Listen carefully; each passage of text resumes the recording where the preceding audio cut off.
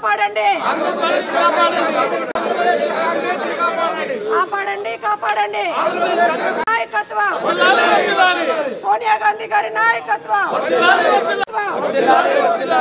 జై కాంగ్రెస్ జై కాంగ్రెస్ కాంగ్రెస్ పార్టీ కార్యాలయంలోనే షర్మిల తీరుని ఎండగడుతూ వాళ్ళంతా కూడా మీడియాతో పార్టీ నేతలు మాట్లాడదాం. అంటే ఏం జరిగింది, మీరు ఎందుకు కంటతడి పెట్టుకున్నారు? షర్మిల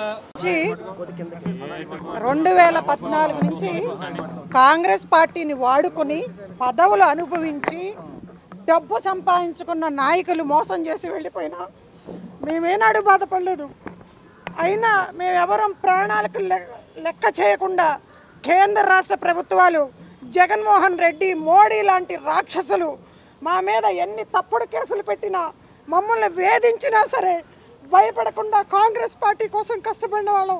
అటువంటి నాయకుల్ని, కార్యకర్తలందరినీ కూడా మోసం చేసి ఈ రోజున ఇప్పుడున్నటువంటి నాయకత్వం, ముఖ్యంగా షర్మిల, రాహుల్ గాంధీ గారి మాట కోసం ఆమెను గౌరవించి అందరం కలిసికట్టుగా పనిచేస్తే ఈ రోజున కాంగ్రెస్ పార్టీ నాయకుల్ని, కార్యకర్తల్ని వీధి పాలు చేసి టికెట్లు ఇవ్వకుండా, సరైన పని చేసిన వాళ్ళకి టికెట్లు ఇవ్వకుండా, కష్టకాలంలో జెండా మోసిన వాళ్ళకి ఎవరికి అండగా లేకుండా పార్టీ ఫండ్ పంపిస్తే అన్నిటినీ కూడా దాచుకుని అభ్యర్థుల్ని అందరినీ కూడా గాలి కొదిలేసినటువంటి పరిస్థితులు రాష్ట్ర వ్యాప్తంగా అందరూ ఫోన్లు చేసి కృంగిపోయి బాధపడతా ఉంటే 10 సంవత్సరాల నుంచి నరరూప రాక్షసుల పైన యుద్ధం చేసినటువంటి దాన్ని నేను ఏనాడు కంటతడి పెట్టుకోలేదు.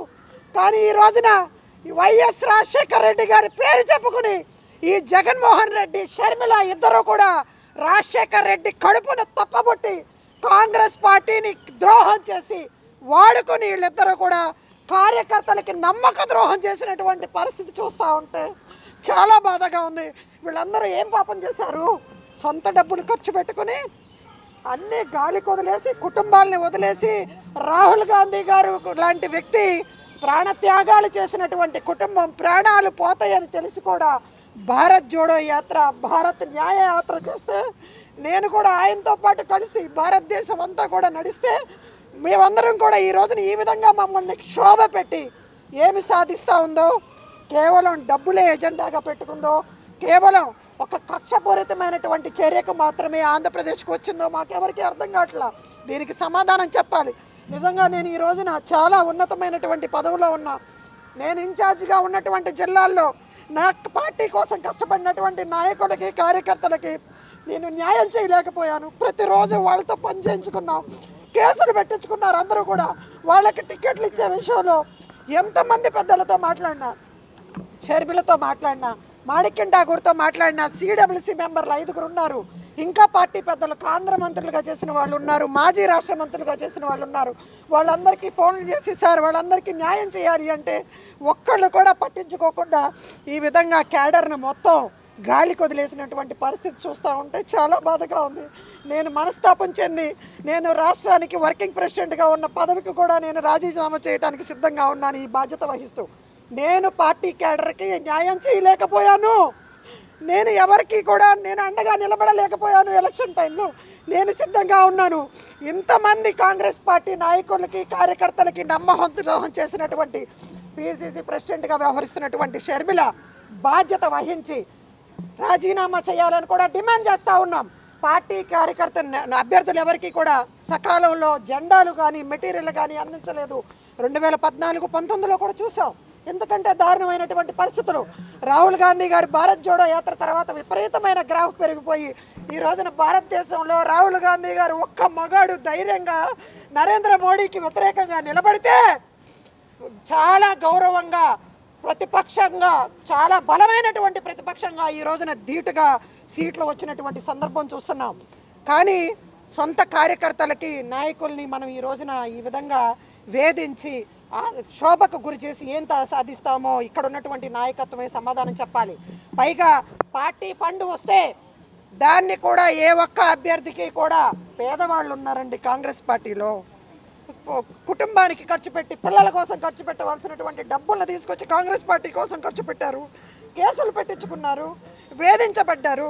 అటువంటి వాళ్ళకి ఒక్క రూపాయి కూడా ఇవ్వకుండా కేవలం పెద్ద పెద్ద నాయకులకు మాత్రమే ఫండ్ ఇచ్చిందంట.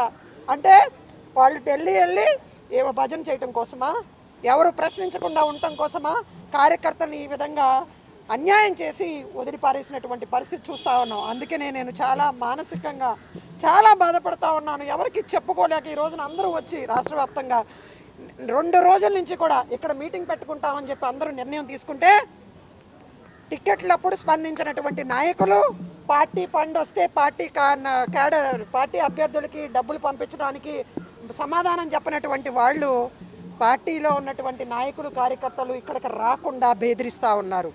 నాకు ఫోన్లు వస్తూ ఉన్నాయి, షర్మిల పేరు చెప్పి బెదిరిస్తూ ఉన్నారు.